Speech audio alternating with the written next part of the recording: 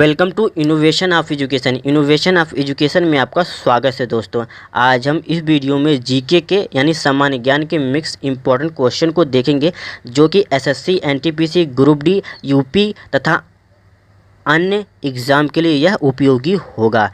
आपसे एक छोटी सी रिक्वेस्ट है कि आप इस वीडियो को बहुत ध्यान से और पूरा देखिएगा, क्योंकि वीडियो के अंत में मैं आपसे एक क्वेश्चन पूछूंगा जिसका आंसर आपको कमेंट बॉक्स में देना होगा। ठीक, तो चलिए अब हम इस वीडियो को शुरू करते हैं।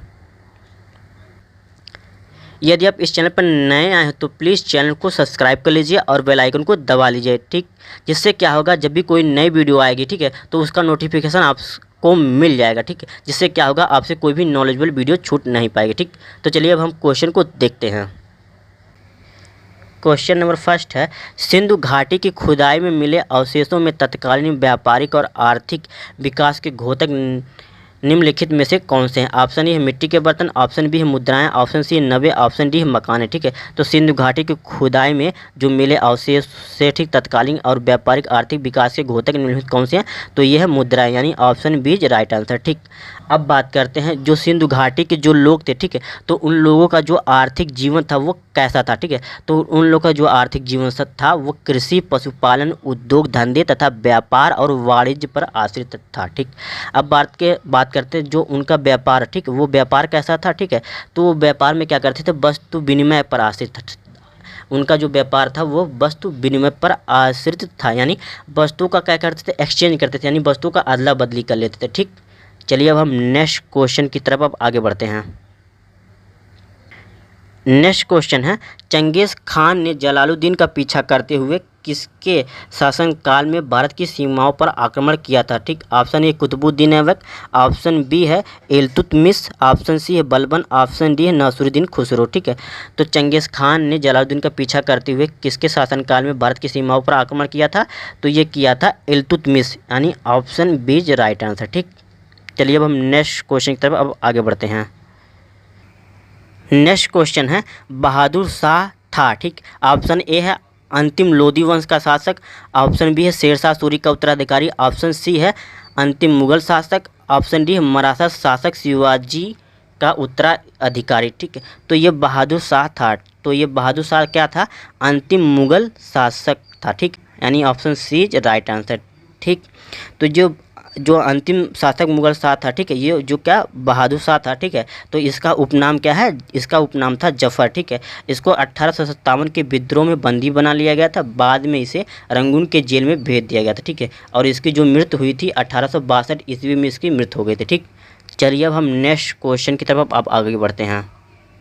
नेक्स्ट क्वेश्चन है, अमेरिकी संघ का 50वां राज्य बनाने के लिए संयुक्त राज्य अमेरिका ने अलास्का, यानी जो ये अलास्का है, ठीक है, अलास्का को किस देश से खरीदा था? ठीक, option A Canada, option B है ब्रिटेन, ऑप्शन सी है रूस, ऑप्शन डी है फ्रांस। ठीक है, तो जो अमेरिकी संघ का जो 50वां राज्य, ठीक, राज्य बनाने के लिए जो संयुक्त राज्य अमेरिका ने, ठीक, अलास्का को किस देश से खरीदा था? ठीक है, तो ये किससे खरीदा था? रूस से खरीदा था, रूस से खरीदा था। ठीक, यानी option C is right answer. ठीक, जो अलास्का, ठीक है, अलास्का को, ठीक है, अमेरिका ने, ठीक है, इसको 7 करोड़ 20 लाख डॉलर में, ठीक, रूस से खरीदा था। ठीक है, 1857 तक अलास्का अमेरिका का शासनकाल के अंतर्गत आ गया था। ठीक है, 3 जनवरी 1959 यानी 1959 को 50वां राज्य का अमेरिका ने इसे दर्जा दिया। ठीक, अब बात करते हैं जो अमेरिका का 49वां राज्य है, ये कहाँ है? तो ये 49वां राज्य हवाई द्वीप है। ठीक, 49वां राज्य क्या है? हवाई द्वीप। ठीक, चलिए अब हम नेक्स्ट क्वेश्चन की तरफ अब आगे बढ़ते हैं। नेक्स्ट क्वेश्चन है, एक ही स्थान पर लगने वाले 2 महाकुंभ मेलों के बीच कितना अंतर होता है? ठीक, ऑप्शन ए है 6 वर्ष, ऑप्शन बी है 10 वर्ष, ऑप्शन सी है 12 वर्ष, ऑप्शन डी है 15 वर्ष। ठीक है, तो एक ही स्थान पर लगने वाले 2 महाकुंभ मेलों के बीच कितना अंतर होता है? 12 वर्ष का अंतर होता है, यानी option C is right answer. ठीक, अब बात करते हैं कि जो महाकुंभ हो वो कहाँ कहाँ लगता है? ठीक है, तो ये महाकुंभ लगता है प्रयागराज, यानी इलाहाबाद में लगता है, हरिद्वार में, उज्जैन में और नासिक। ठीक, इन 4 जगहों पर ये महाकुंभ मेला लगता है। ठीक, चलिए अब हम नेक्स्ट क्वेश्चन की तरफ आगे बढ़ते हैं। नेक्स्ट क्वेश्चन है, भारत में दल रहित लोकतंत्र का प्रस्ताव किसने रखा था? ठीक, ऑप्शन ए है जयप्रकाश नारायण, ऑप्शन बी है महात्मा गांधी, ऑप्शन सी है विनोबा भावे, ऑप्शन डी है S.A. डांगे। ठीक, तो भारत में दल रहित लोकतंत्र का प्रस्ताव किसने रखा था? तो ये रखा था जयप्रकाश नारायण ने रखा था। ठीक है, तो ये जयप्रकाश नारायण ने रखा था, यानी option A is right answer. ठीक, अब बात करते हैं जो जयप्रकाश नारायण की अवधारणा को विकसित, इसी अवधारणा को विकसित किया था। ठीक है, और बात करते हैं इसके जो समर्थक थे, ठीक, वो महात्मा गांधी और विनोबा भावे भी इसके समर्थक थे। ठीक, चलिए हम नेक्स्ट क्वेश्चन की तरफ अब आगे बढ़ते हैं। नेक्स्ट क्वेश्चन है, भारत की संविधान सभा किसके अनुसार गठित की गई? ठीक, ऑप्शन ए साइमन आयोग प्रस्ताव, ऑप्शन बी है क्रिप्स प्रस्ताव, ऑप्शन सी है माउंटबेटन योजना, ऑप्शन डी है मंत्रिमंडलीय शिष्टमंडल योजना यानी कैबिनेट मिशन योजना के अंतर्गत। ठीक, तो भारत की संविधान सभा किसके अनुसार गठित की गई? तो ये की गई थी मंत्रिमंडलीय शिष्टमंडल योजना यानी कैबिनेट मिशन योजना के तहत गठित की गई। ठीक, यानी option D is right answer. ठीक, चलिए अब हम नेक्स्ट क्वेश्चन की तरफ अब आगे बढ़ते हैं। नेक्स्ट क्वेश्चन है, निम्नलिखित में से किस ग्रह का कोई उपग्रह नहीं है? ठीक, ऑप्शन ए है मंगल, ऑप्शन बी है नेपच्यून, ऑप्शन सी है बुध, ऑप्शन डी है प्लूटो। ठीक है, तो निम्नलिखित में से किस ग्रह का कोई उपग्रह नहीं है? तो ये बुध है। ठीक, जो बुध है इसका कोई उपग्रह नहीं है, यानी option C is right answer. ठीक, अब बात करते हैं जो बुध है ये सूर्य के सबसे निकट वाला ग्रह है। ठीक है, जो बुध है ये सूर्य का सबसे निकट ग्रह है। ठीक है, और ये जो बुध है, ठीक, ये सबसे छोटा ग्रह भी है। ठीक, सबसे छोटा ग्रह भी बुध है। ठीक है, अब बात करते हैं, ठीक है, जो शुक्र है, ठीक है, बात करते हैं शुक्र की। ठीक है, तो शुक्र का कोई भी उपग्रह नहीं है, उपग्रह का मतलब कोई सैटेलाइट नहीं है। ठीक, चलिए हम नेक्स्ट क्वेश्चन की तरफ अब आगे बढ़ते हैं। नेक्स्ट क्वेश्चन है, भारत की सिलिकॉन वैली निम्नलिखित में से किस शहर में है? ठीक है, तो भारत की सिलिकॉन वैली किस शहर में? ठीक, option A Hyderabad, option B है Bengaluru, option C Dehradun, option D है श्रीनगर। ठीक है, तो भारत की सिलिकॉन वैली किस शहर में? ठीक है, तो ये है बेंगलुरु में। ठीक, यानी option B is right answer. ठीक, भारत की सिलिकॉन वैली जो बेंगलुरु में स्थित है। ठीक है, अब बात करते हैं जो बेंगलुरु शहर है, ठीक है, भारत की सिलिकॉन वैली के नाम से जाना जाता है। ठीक है, और जो बेंगलुरु, ठीक है, ये कर्नाटका की क्या है? कैपिटल है। ठीक है, ये कर्नाटका की राजधानी। ठीक, चलिए अब नेक्स्ट क्वेश्चन की तरफ अब आगे बढ़ते हैं। बात करें नेक्स्ट क्वेश्चन की, तो नेक्स्ट क्वेश्चन है, समुद्र तल से ऊपर विश्व की सबसे बड़ी पर्वत श्रृंखला कौन सी है? ठीक, ऑप्शन ए एडिस पर्वत, option B Himalaya, option C Alps, option D Pyrenees पर्वत। ठीक है, तो ये समुद्र तल से ऊपर विश्व की सबसे बड़ी पर्वत श्रृंखला कौन सी है? ठीक, तो ये है हिमालय। ठीक, यानी option B is right answer. ठीक, अब बात करते हैं हम हिमालय की। ठीक, जो हिमालय है, ठीक है, ये नेपाल में स्थित। ठीक है, हिमालय कहाँ स्थित है? नेपाल में स्थित। ठीक, अब बात करते हैं हिमालय कहाँ स्थित है? नेपाल में स्थित। ठीक, अब बात करते हैं हिमालय की जो ऊंचाई है, ठीक है, ये ऊंचाई कितनी है? 8,848 है। ठीक है, कभी कभी एग्जाम में ये भी लिख के आता है कि 8,850। ठीक, आपको इन दोनों में से कोई ना कोई ऑप्शन मिलेगा। ठीक है, या तो 8,848 या तो 8,850, आपको किसी एक ऑप्शन पर टिक करना होगा। ठीक है, दोनों ऑप्शन में से कोई एक ऑप्शन आएगा। ठीक, तो चलिए अब हम नेक्स्ट क्वेश्चन की तरफ आगे बढ़ते हैं। नेक्स्ट क्वेश्चन है, निम्नलिखित में से वह कौन सा कर है जिसकी भागीदारी केंद्रीय सरकार द्वारा राज्यों के साथ नहीं की जाती? ठीक है, तो ऑप्शन ये है संघ यानी केंद्रीय उत्पाद शुल्क, ऑप्शन बी है सीमा शुल्क, ऑप्शन सी आयकर, ऑप्शन डी है संपदा कर। ठीक है, तो ये कौन सा कर है जिसकी भागीदारी केंद्र सरकार द्वारा राज्यों के साथ नहीं की जाती है? तो ये कौन सा कर है? संपदा कर है। ठीक, यानी option D is right answer. ठीक, चलिए अब हम नेक्स्ट क्वेश्चन की तरफ अब आगे बढ़ते हैं।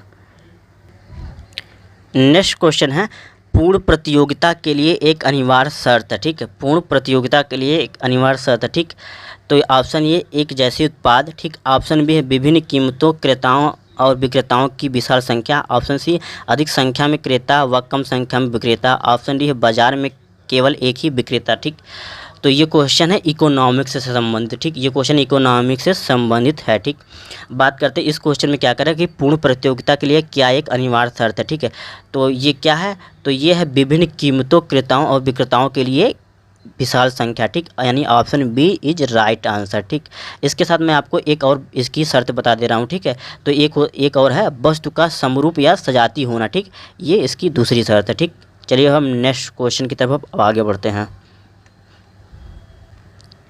नेक्स्ट क्वेश्चन है, जब एक धातु की अंगूठी या छल्ले को गर्म किया जाता है तब उसके छिद्र में क्या होता है? ठीक, ऑप्शन ए वह फैलता है, ऑप्शन बी वह सिकुड़ता है, ऑप्शन सी वह अपनी व्यास के अनुसार फैलता या सिकुड़ता है, ऑप्शन डी वह अपने फैलाव के गुणांक के अनुसार फैलता या सिकुड़ता है। ठीक है, तो क्या होता है, जब एक धातु की, ठीक है, अंगूठी या छल्ले को हम गर्म करते हैं तो उसके छिद्र में क्या होता है, तो वो क्या होता है, वो फैलने लगता है, यानी option A is right answer. ठीक, क्या होता है कि जब भी हम किसी ठोस को गर्म करते हैं, ठीक है, तब उसके सभी दिशाओं में, ठीक है, सभी दिशाओं में क्या होने लगता है, प्रसार होने लगता है। ठीक है, जिसके कारण उसके आयतन में भी प्रसार होता है। ठीक, चलिए हम नेक्स्ट क्वेश्चन की तरफ अब आगे बढ़ते हैं।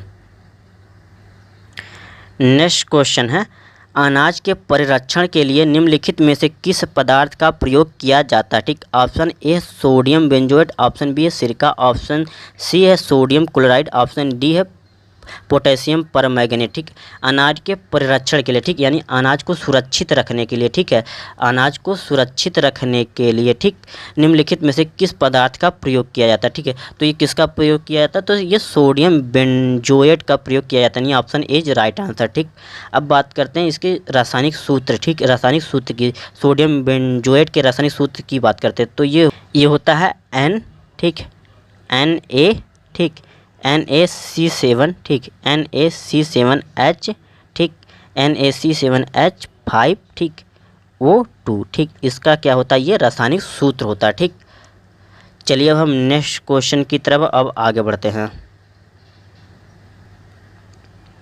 नेक्स्ट क्वेश्चन है, स्वस्थ मनुष्य की सामान्य रक्त शर्करा यानी उपवास में सीमा mgdl में से क्या होती है? ठीक, ऑप्शन ए है 40 से 60, ऑप्शन बी है 120 से 150 तक, ऑप्शन सी है 70 से 100 तक, ऑप्शन डी है 160 से 200 के बीच। ठीक है, जो स्वस्थ मनुष्य होता है, ठीक, उसकी सामान्य रक्त शर्करा यानी उपवास में उसकी सीमा कितनी होती है? ठीक, तो ये होती है 70 से 100 के बीच रहती है। ठीक, यानी option C is right answer. ठीक, चलिए हम नेक्स्ट क्वेश्चन की तरफ अब आगे बढ़ते हैं।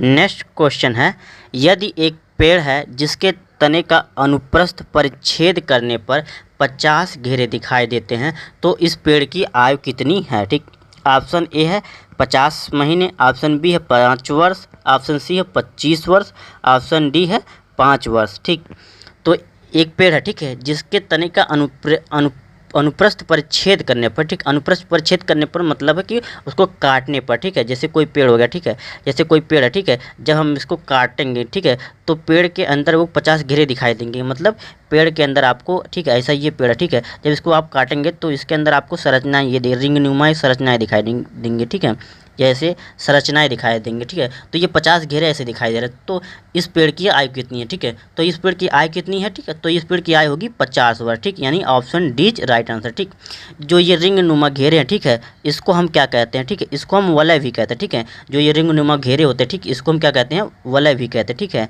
इसको हम क्या कहते हैं? वलय। ठीक, इसको हम वलय भी कहते हैं। ठीक, ठीक, तो इससे हम पेड़ की आय का निर्धारण करते हैं। ठीक है, इसके वलय से हम पेड़ का आयु का निर्धारण करते हैं। ठीक है, कभी कभी आपको रिंग लिख के आ जाएगा, ठीक, ऑप्शन में, कभी कभी वलय लिख के आ जाएगा। ठीक है, ये दोनों ही होते हैं, ठीक, एक ही होते हैं। ठीक है, क्या होता है, जो हरे पेड़ पौधे होते हैं, ठीक है, उनका मतलब जीवन भर उनमें वलयों का निर्माण होता रहता है, यानी उनकी आय जो है धीरे धीरे बढ़ती रहती है। ठीक है, उनके हरे पेड़ पौधों में उनकी आय जीवन भर बढ़ती रहती है। ठीक है, अब बात करते हैं, ठीक है, वृक्षों की आय को पता लगाने वाले हम को क्या कहते हैं? ठीक है, तो वृक्षों की आय को पता लगाने को हम कहते हैं डेंड्रोक्रोनोलॉजी कहते हैं। ठीक है, वृक्षों की आय को पता लगाने को क्या कहते हैं? डेंड्रोक्रोनोलॉजी कहते हैं। ठीक, चलिए हम नेक्स्ट क्वेश्चन की तरफ अब आगे बढ़ते हैं। नेक्स्ट क्वेश्चन है, किसी संगठन के इंट्रोडक्टरी वेब पेज को निम्नलिखित में से क्या कहा जाता है? ठीक, ऑप्शन ए है पोर्टल, ऑप्शन बी है vortal, option C home page, option D है वेबसाइट। ठीक, तो किसी संगठन के इंट्रोडक्टरी वेब पेज को, ठीक, निम्नलिखित में से क्या कहा जाता है? तो ये कहा जाता है होम पेज कहा जाता है। ठीक, यानी option C is right answer. ठीक, चलिए हम नेक्स्ट क्वेश्चन की तरफ अब आगे बढ़ते हैं। नेक्स्ट क्वेश्चन है, वॉइस मेल का आविष्कार किसने किया था? ठीक, ऑप्शन ए है गॉर्डन मैथ्यूज, ऑप्शन बी है Alexander Graham Bell, option C है J.A. फ्लेमिंग, ठीक, ऑप्शन डी है बीस पॉलसन। ठीक, तो वॉइस मेल, ठीक है, तो वॉइस मेल का आविष्कार किसने किया था? ठीक है, तो वॉइस मेल का आविष्कार किसने किया था? तो वॉइस मेल का आविष्कार किया था गॉर्डन मैथ्यूज ने। ठीक, यानी option A is right answer. ठीक, चलिए अब हम नेक्स्ट क्वेश्चन की तरफ अब आगे बढ़ते हैं। नेक्स्ट क्वेश्चन है, ठीक है, GSAT-1 कहाँ छोड़ा गया था? ठीक है, जो GSAT-1 है ये कहाँ छोड़ा गया था? ठीक, ऑप्शन ए है कौरू में, ऑप्शन बी है बीकानेर में, ऑप्शन सी है श्रीहरिकोटा में, ऑप्शन डी है केप कैलेवरल में। ठीक है, तो GSAT-1 कहाँ छोड़ा गया था? ये GSAT-1 एक छोड़ा गया था कौरू में छोड़ा गया था। ठीक है, ये कहाँ छोड़ा गया था? तो ये कौरू में छोड़ा गया था। ठीक, यानी option A is right answer. ठीक, अब बात करें, ठीक है, बात करते हैं ये किसके द्वारा छोड़ा गया था? तो ये छोड़ा गया था GSLV D1 द्वारा, यानी जियोसिंक्रोनस, ठीक है, geosynchronous satellite launch vehicle D1 द्वारा इसको 18 अप्रैल 2001 में छोड़ा गया था। ठीक, चलिए अब हम नेक्स्ट क्वेश्चन की तरफ अब आगे बढ़ते हैं। नेक्स्ट क्वेश्चन है, निम्नलिखित में से किसने कम से कम 2 बार नोबेल पुरस्कार प्राप्त किया? ठीक, ऑप्शन ए है ब्रिस्टल चर्चिल, ऑप्शन बी है मैडम क्यूरी, ऑप्शन सी है ओक्टावियो, ठीक, ऑप्शन डी है जॉर्ज चौपाक। ठीक है, तो किसने कम से कम 2 बार नोबेल पुरस्कार प्राप्त किया है? तो ये मैडम क्यूरी ने। ठीक है, तो मैडम क्यूरी ने 2 बार नोबेल पुरस्कार प्राप्त किया। ठीक, यानी option B is right answer. ठीक, अब बात करें मैडम क्यूरी ने कब कब नोबेल पुरस्कार प्राप्त किया? ठीक है, तो पहला जो नोबेल पुरस्कार था उनको मिला था भौतिक के क्षेत्र में, यानी फिजिक्स के क्षेत्र में मिला था नोबेल पुरस्कार, और ये मिला था 1903 ईस्वी में। ठीक है, 1903 ईस्वी में उन्होंने भौतिक में प्राप्त किया था। ठीक, यानी फिजिक्स में प्राप्त किया था। ठीक है, अब बात करें जो दूसरा इनका था सेकंड वाला, ठीक है, वो था केमिस्ट्री में। ठीक है, वो किस में था? केमिस्ट्री के क्षेत्र में, यानी रसायन के क्षेत्र में मिला था, और ये मिला था 1911 ईस्वी में। ठीक है, 1911 ईस्वी में प्राप्त हुआ था। ठीक, चलिए अब हम नेक्स्ट क्वेश्चन की तरफ अब आगे बढ़ते हैं। नेक्स्ट क्वेश्चन है, उत्तर रामचरित किसने लिखा? ठीक है, उत्तर रामचरित किसने लिखा? ठीक, option A Harsh, option B है Tulsidas, option C Bhavabhuti, option D Shudraka. ठीक है, तो उत्तर रामचरित किसने लिखा? तो ये भवभूति ने लिखा। ठीक, यानी option C is right answer. ठीक, चलिए अब हम नेक्स्ट क्वेश्चन की तरफ अब आगे बढ़ते हैं। नेक्स्ट क्वेश्चन है, संयुक्त राष्ट्र संघ के महासचिव की नियुक्ति किसके द्वारा की जाती है? ठीक, ऑप्शन ए है महासभा द्वारा, ऑप्शन बी है सुरक्षा परिषद द्वारा, ऑप्शन सी है न्यायधारिता परिषद द्वारा, ठीक, ऑप्शन डी है विश्व बैंक द्वारा। ठीक है, तो ये महासचिव की नियुक्ति किसके द्वारा की जाती है? ठीक है, तो ये महासचिव की नियुक्ति की जाती है, ठीक, महासभा द्वारा। ठीक है, क्या होता है कि सुरक्षा परिषद की संस्तुति पर, ठीक, महासभा द्वारा, ठीक है, महासचिव की नियुक्ति की जाती है। ठीक है, तो इस तरह ये ऑप्शन यानी एज राइट आंसर। ठीक, अब बात करते हैं जो ये महासचिव की नियुक्ति होती है, ठीक है, इनका कार्यकाल कितने वर्ष के लिए होता है? तो इनका कार्यकाल होता है 5 वर्ष के लिए। ठीक है, इनका कार्यकाल होता है 5 वर्ष के लिए होता है। ठीक, चलिए अब हम नेक्स्ट क्वेश्चन की तरफ अब आगे बढ़ते हैं। नेक्स्ट क्वेश्चन है, भगत सिंह द्वारा किस जेल में मैं नास्तिक हूँ? ठीक, भगत सिंह की पुस्तक है मैं नास्तिक हूँ। ठीक है, तो इन्होंने इस पुस्तक को किस जेल में लिखा था? ठीक है, ये क्वेश्चन कह रहा है। ठीक है, तो ऑप्शन ये है गोरखपुर में, ऑप्शन बी है अलीगढ़ जेल में, ठीक, ऑप्शन सी है लखनऊ जेल में, ठीक, ऑप्शन डी है लाहौर जेल में। ठीक, तो भगत सिंह ने, ठीक, किस जेल में मैं नास्तिक हूँ, ठीक, मैं नास्तिक हूँ को लिखा था? ठीक है, तो ये किस जेल में लिखा था? तो ये लाहौर के जेल में लिखा था। ठीक, यानी option D is right answer. ठीक, चलिए अब हम नेक्स्ट क्वेश्चन की तरफ अब आगे बढ़ते हैं। नेक्स्ट क्वेश्चन है, खुदाई खिदमतगार आंदोलन के संस्थापक हैं? ठीक, ऑप्शन ए है महात्मा गांधी, ऑप्शन बी है मोहम्मद अली जिन्ना, ऑप्शन सी है मौलाना अब्दुल कलाम आज़ाद, ऑप्शन डी है सीमांत गांधी। ठीक, तो खुदाई खिदमतगार, ठीक, खुदाई खिदमतगार आंदोलन के संस्थापक कौन है? ठीक है, तो ये कौन है? तो ये सीमांत गांधी हैं। ठीक, यानी option D is right answer. ठीक, चलिए अब हम नेक्स्ट क्वेश्चन की तरफ अब आगे बढ़ते हैं। नेक्स्ट क्वेश्चन है, किस राष्ट्रीय नेता ने अखिल भारतीय जमहूर मुस्लिम को, ठीक, मुस्लिम लीग के समांतर गठित किया था? ठीक, ऑप्शन ए है सैयद अहमद खान, ऑप्शन बी है मौलाना अब्दुल कलाम आज़ाद, ऑप्शन सी है मोहम्मद अली जिन्ना, ऑप्शन डी है शौकत अली खान। ठीक, तो किस राष्ट्रीय नेता ने, ठीक है, तो अखिल भारतीय जमहूर मुस्लिम को, ठीक, मुस्लिम लीग के समांतर गठित किया था? तो ये किसने किया था? मौलाना अब्दुल कलाम आज़ाद ने गठित किया था। ठीक, यानी option B is right answer. ठीक,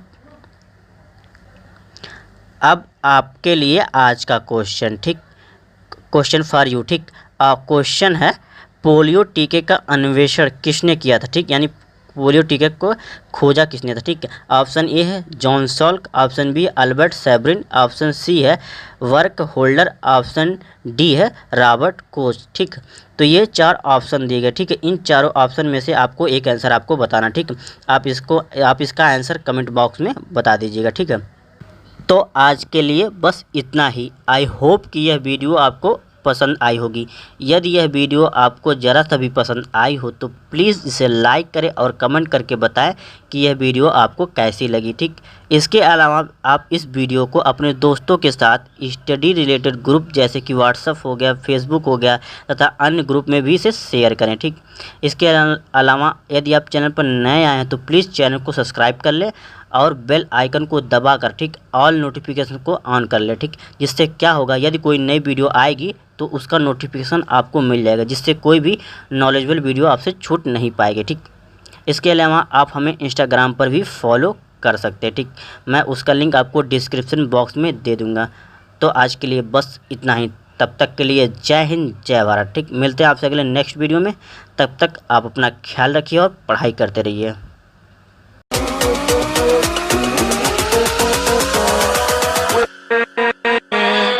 with